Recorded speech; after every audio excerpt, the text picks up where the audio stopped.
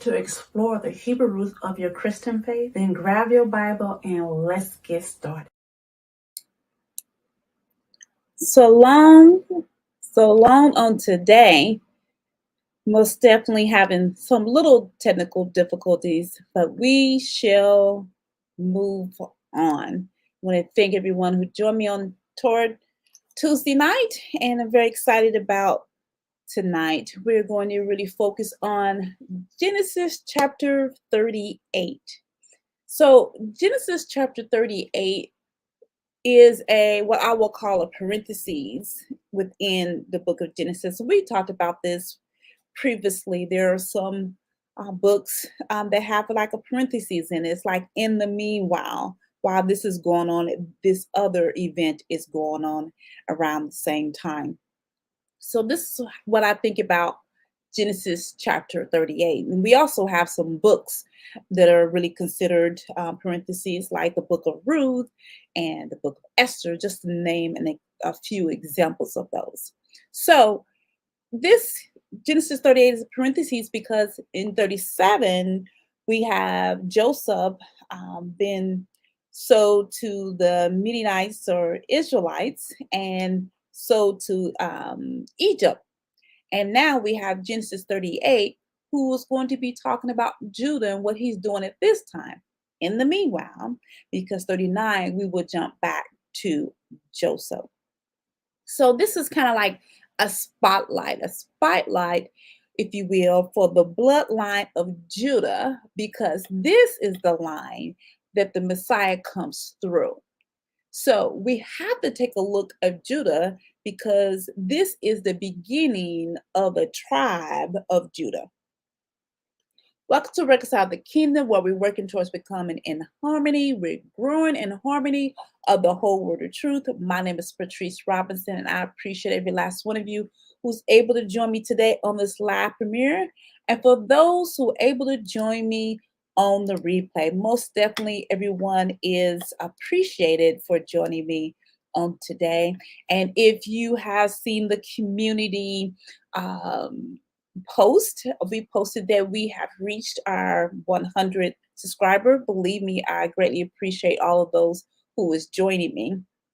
But I'm hoping that if you visited the first time, or the 5th or the 30th or 300th time, I welcome you all and I appreciate you. But I also hope that you're taking the time and take a look at things and kind of see the teaching even before you subscribe. So I do expect for everyone to take their time in the area just to see what you're getting yourself into. But I'm also hoping that you're ready to join this family. You took that time already, and you're joining this family that does not mind searching the scriptures, a family that does not mind challenging the religious system teachings that we have been under for hundreds of years.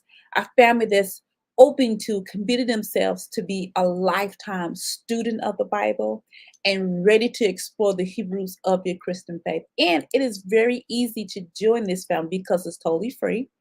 All you have to do is hit that subscribe button below. And those who've been with me for a while, and some of us don't realize that we have not hit that subscribe button yet. So go ahead and hit that subscribe button. Don't forget the bell, because the bell lets you know when I'm live and when there's any announcements or any updates that will be coming from this ministry. And that is not the only way that you can support this ministry. As usual, you can send a respectful emoji in the comments or make any respectful comments. Let me know that you stopped by, that you're watching here on live premiere, or you're watching during the replay. I really appreciate when we do engage with one another. This is the whole reason why I went live. Recording to me is just not doing that for me. Don't forget to share the links, because if you learning something, someone else can learn something. Share when you're live. Share when you're watching a replay. All that is greatly appreciated. Give me a thumbs up, because the thumbs up let me know, one, you do like what you are listening to, the teachings and things like that. And it lets YouTube know that they need to share this ministry with more people. Follow me on Facebook, Instagram, Pinterest, Spotify, YouTube, of course. In YouTube, Podcast, most definitely if you have a YouTube membership. And don't forget to shop on the online digital shop, because in the online digital shop, we have individual Bible companions and we have workbook Bible companions available to you. So, what I think that I'm going to do is show you the online shop. I was actually taking a look at things prior to we going live, and I'm just going to share my screen. Why don't I do that? Share. Hopefully, it's coming through. Yes. Okay. So when you go in the online digital shop, this is what you will see. Of course, me, and then our vision, and then you will see all the individual Bible companions and the workbooks. So I'm going to scroll all the way down to Genesis. And as you know, Genesis workbook is still on sale. It's a regular $12.99. It's on sale for $7.79. As you see, it lets you know when that sale ends, which will be in 24 days, that you can purchase it for $7.79. And it also gives you an opportunity to take a look at things, different ways to download it, whether you're going to do it digitally in your iPad or your Adobe Reader or anything like that, or you can print it off and write on it by hand. There's just different ways, and it gives you the instructions on which depends on which way that you're going to download it, how to download it. So there's nothing you waiting in the mail for. You will instantly have this. So all this is available to you. And all you have to do is click buy now and just follow the instructions. Also inside this online shop, there's a few things that are free to you, like the books of the Bible sheet is available to you that's totally free. And I think I have another one. I do. When you're getting the teaching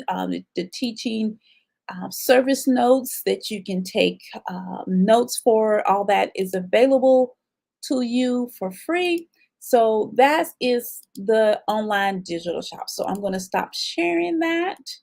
And yes, so please take your time, go through the online digital shop. There's over 40 items. I think there's about 44 items in there. So I'm still working on more. And that's the way that you can support this ministry. That's the way you can journal your studies and keep notes for yourself as you go through the years, as you continue to see the growth that you have. And don't forget to donate in the love jar. Donating in the love jar is you partnership with me working towards growing this ministry. So all this information that we have discussed, you most definitely can find it in the description box. You can take a look at that after the live premiere, or you can take a look at that during the replay. It's most definitely available to you. Now, don't forget at the end of this teaching that you are able to ask questions about the teaching that is presented today. I encourage those questions and I will address those questions at the end of the teaching if there's any. I also encourage you making comments respectfully and sharing throughout the teaching the link so it's always available to you. Now, we always begin with an overview of key points for the previous week, which we were on Genesis 37. So I'm going to pull up my sheet and we're going to talk about the key points that I picked out for when we did our studies last week. So, did recognize that Joseph was 17 years old when he began experiencing spiritual encounters with Yehovah. As we know that his father Israel did not experience spiritual encounters until he got his blessing, his firstborn blessing from his father Isaac. Isaac didn't experience it encounters till much later in age, and also Abraham. So Joseph at 17 years old experiencing this through his dreams. Now, Joseph also was the favorite child of Israel, and actually, he became having favor on his entire life, as we will see as we continue through Genesis. Joseph was hated by 10 of his brothers, which includes Judah.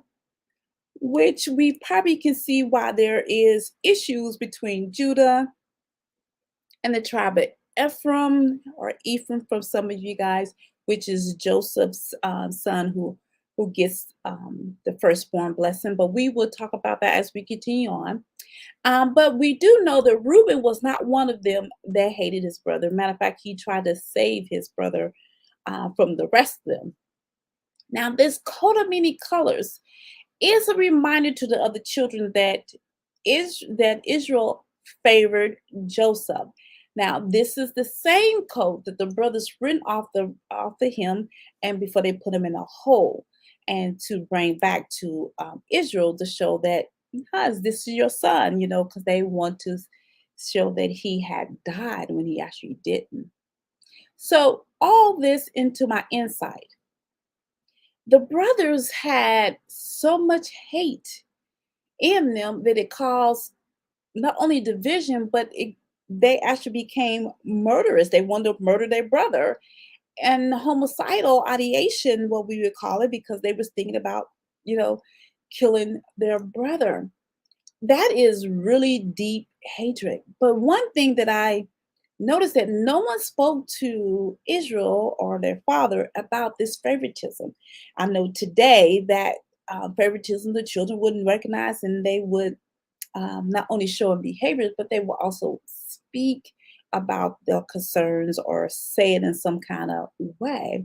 I'm just surprised that none of these children said anything. Now, my question came from Genesis 37:5, when it said all his sons and all his daughters, which I see that there was a pearl, at S at the end of daughters.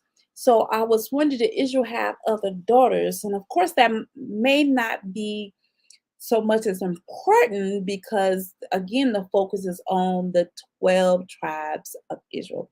So I did not have any word study, and I only had Genesis 34 as a reference. So as usual, I will leave my Sheeta for a while as we go through Genesis chapter 38. Now, again, this spotlight is on Judah, because Judah, again, is that tribe that the Messiah will come through. Judah, this tribe, has the chosen king. This is the bloodline of the chosen kings, although we know there's going to be kings from different tribes, but this is the chosen kings from this bloodline. Judah is what we will call the tribe of the Jews. For those of you that are not, maybe new to the channel or to Hebrew Roots, you might not know this, but not all Jews are Israelites. Not all Israelites are Jews. The name Jews came from actually the Babylonians, who spoke of the tribe of Judah, which was more of the southern kingdom. Once it becomes divided, called them Jews. So the tribe of Judah is a big deal, and this is why it is highlighted in Genesis chapter 38. Just wanted to set that little foundation for you. We're going to go straight to Genesis chapter 38, verse 1. And it came to pass at the time that Judah went down from his brethren, turning to a certain Adulamite, whose name was Hira, and Judah saw there a daughter of a certain Canaanite, whose name was Shua. And he took her and went into her, and she conceived and bare a son, and he called his name Er. And she conceived again and bare a son, and she called his name Onan. And she yet again conceived and bare a son, and called his name Shelah, Sheha. And he was at Jebez when she bare him. So Judah leave his father's house, his brethren, and he goes along these Adulamites, who to a specific person actually, whose name was Hira. The Bible does not provide us any details on why or how it came about that Judah decided to leave. So he married a Canaanite woman and have 3 sons, Er, Onan, and Shelah. And again, we left out with any information on why he left and went among the Canaanites, and that he did not go to maybe his grandfather's family, Abraham, his grandfather's Abraham, that family. Now we know Laban was not a good person when it came to treating Israel, Jacob at that time, but I'm pretty sure Laban is long gone, so I'm pretty sure there were some other family members that he could have went around, but that's not where he went. Judah left his family. He married a Canaanite woman, which is not uncommon in this blood among Abraham's family, because Esau, which is Israel's twin brother, married two Canaanite women. And thankfully, at least Judah married one person and not two, didn't have two wives. But I want you to pay attention to this, because we still have Ham and Sham's bloodline interacting again. So we know the Canaanites is from Ham's bloodline. It is Ham's son. Verse 6. And Judah took a wife of his firstborn, whose name was Tamar. And Judah's firstborn, was wicked in the sight of Yehovah, and Yehovah slew him. And Judah said unto Onan, Go in unto your brother's wife, and marry her, and raise up a seed to thy brother. And Onan knew that that seed should not be his. And came to pass, when he went into his brother's wife, which now is his wife, that he spilled it on the ground, lest that he should give seed to his brother. And the thing which he did displeased Yehovah, wherefore he slew him also. Now Judah has a wife for his firstborn son, Tamar, or Tamar for some people, for the firstborn, the eldest son. Now we don't have any information about Tamar.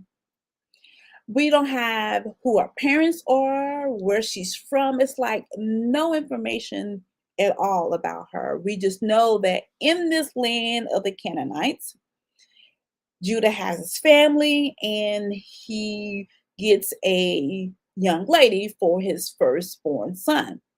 And I don't know, maybe it's not highlighted, the information is not there, because this is not the problem, this is not the issue, because she's marrying into the family of the Israelites.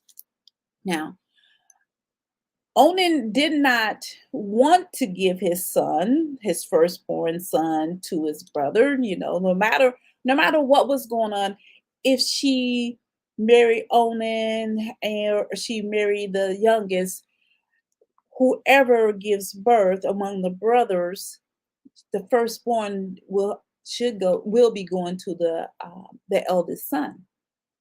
And this is kind of what we see, this culture standard that becomes actually a standard in the instructions. You will find this in Deuteronomy 25, 5, and 10. Now, I'm going to let you read that on your own, but I'm going to highlight Deuteronomy 25, verse 6. The first son she bears will carry on the name of the dead brother, so that his name would not be blotted out from Israel. I will highlight that because this is the reason why this is a part of the Torah, because we want the firstborn name to continue. We don't want the children of Israel names to be blotted out. And there's other examples that we will find as we get into the rest of the books about not wanting to blot out specific people so they keep their name going. Genesis 38, verse 11. Then said Judah to Tamar, his daughter-in-law, remain a widow at your father's house till Shelah, my son, be grown. For he said, lest peradventure he die also, as his brethren did. And Tamar went and dwelt in her father's house. And in the process of time, the daughter of Shua, Judah's wife, died. And Judah was comforted during the time of mourning, went up into his sheep shears to Timnah, and he and his friend Hira the Adulamite. So they went up after the time of mourning. So he goes back home, and you know, go back home to your father's house and wait till the youngest son be old enough for her to marry. And again, he was afraid that this son is going to die. So he had three sons and only have one left. And so this was supported the standard that was expected from Judah to uphold and Shelah to uphold and for Tamar to uphold as a part of the culture. So again, his wife passes away, and then he go through the time of grieving, and now Judah is back to work. So this is where things really get to changing. Verse number 13.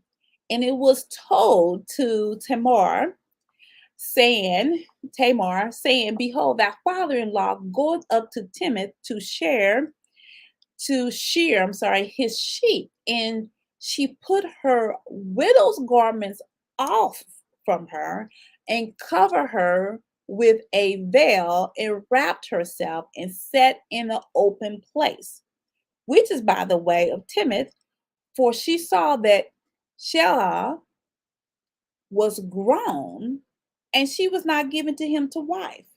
So imagine how she was feeling and thinking.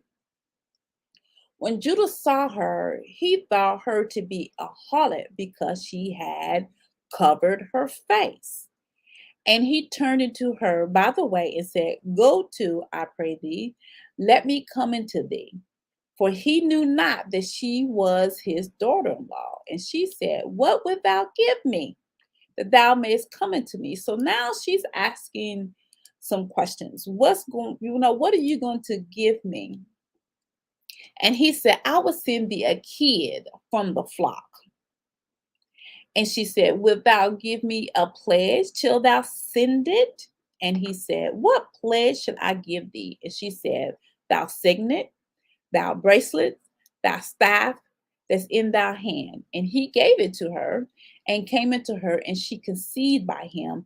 And she arose and went away and laid by her veil from her and put on the garments of widowhood.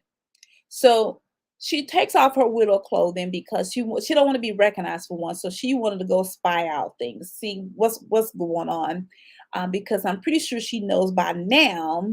She knew how old the youngest child was, Shelah was when she left, and I'm pretty sure she knows by this time he's an adult. So she was spying out, figuring out things herself. Didn't want to be recognized. So she then had two husbands, and so she is wanting to have her family. So she put off the veil, she put off her widow clothes and put on the veil and wrapped herself. And she saw him that he is grown, and yet they're not upholding what they're supposed to be upholding. She's basically promised to be married to him, and she's saving herself because this is what's supposed to happen. So it sounds like she uh, just really wanted to know what was going on, and I don't know if her goal was to pretend to be a harlot or it was just happened to happen because she was disguising herself. No matter what, it happened, but she quickly was able to come up with some ideas on how to make sure that if I get pregnant, and she knew it was going to happen, how am I going to prove that my child will be from Judah? And so she had to ask for the signet, the bracelet, and the staff. And so that means she really had to think quick on her feet, as a way of protecting herself. So this is where she finds herself. Verse 20. And Judah sent the kid by the hand of his friend the Adulamite to receive his pledge from the woman's hand. But he found her not. Then he asked the men of that place, saying, Where is the harlot that was openly by the wayside? And they said, there was no harlot in this place. And he returned to Judah and said, I cannot find her. And also the men of the place said that there was no harlot in this place. And Judah said, let her take it to her, lest we be shamed. Behold, I sent this kid, and thou hast not found her. And it came to pass about 3 months after that it was told Judah, saying, Tamar or Tamar, thy daughter-in-law had played the harlot, and also, behold, she is with child by whoredom. And Judah said, bring her forth and let her burn. Now, it seems that if Judah is found out that he has been with a harlot, that this is going to mess with his status of where he is. So he don't want to be caught with that information. So he tried to pay it, let her keep what she has. I'm pretty sure he can get other things like the signet and all that could be remade, and all things that she had. But he didn't want to search out for her. And in the meanwhile, he heard that Tamar, who is betrothed to marry the youngest child, has played a harlot, and now she is pregnant. Automatically, there is a judgment on her to burn her. This most definitely sounds familiar with someone who's doing something and not recognizing that they're also doing wrong. We had that with David before. So that is not, uncommon amongst the people of Yehovah, or any, other people too. They can point out someone else's mistake and forgetting that what they're doing, you may be doing the exact same thing. That's why you got to pull the beam out of your own eye before you pull the beam out of someone else's eye. Verse 25. And when she was brought forth, she sent to her father-in-law, saying, by the man whose these are, because you didn't ask, you're going to burn me, am I with child? And she said, discern, I pray thee, whose are these? The signet and the bracelets and staff. And Judah acknowledged him and said, she had been more righteous than I, because that I gave her not to Shelah, my son, and he knew her again no more. And it came to pass in the time of her travail that, behold, twins were in her womb. And it came to pass when she travailed that one put out his hand, and the midwife took and bound it into his hand in a scarlet thread, and said, this came out first. And it came to pass as she drew back his hand that, behold, his brother came out, and she said, how hast thou broken forth? How did you come out? This breach upon thee. Therefore, his name is called Pharez. And afterward came out his brother that had the scarlet thread upon his hand, and his name is called Zerah. And so what we have is that what Tamara did was more righteous, as a way of she upheld her part. And Judah missed his part. He didn't do what the standard was. It wasn't that what she laying down with him was righteous. It's that she was standing up for what was supposed to happen with the younger son did not happen. So it wasn't actually the act, it was how she was upholding herself. And she was holding herself for the youngest son, which he was withholding from her. Now, I don't want us to overlook the fact that, again, they was willing to burn her, but not speak about the man that impregnated her. So this is, again, the issues that we have in the New Testament. Remember, Yeshua ran across this issue with the scribes and the Pharisees. They brung the woman out. They that was caught in adultery, and they wanted to stone her, but they supposedly had caught her in the act. So where's the man that you had caught in the act with her?